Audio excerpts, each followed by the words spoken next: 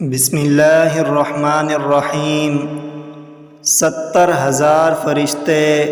دعائے رحمت کرتے ہیں۔ ملاحظہ فرمائیں،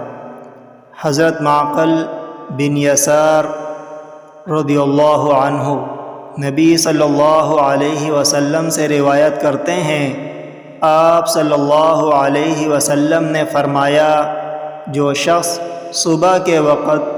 3 مرتبہ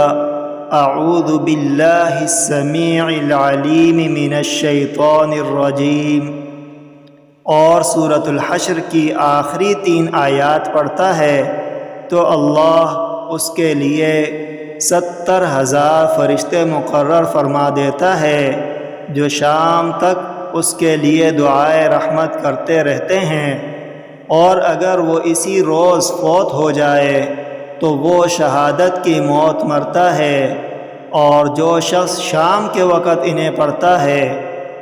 تو اسے بھی یہی منزلت و فضیلت حاصل ہو جاتی ہے۔ وعن معقل بن یسار رضی اللہ عنہ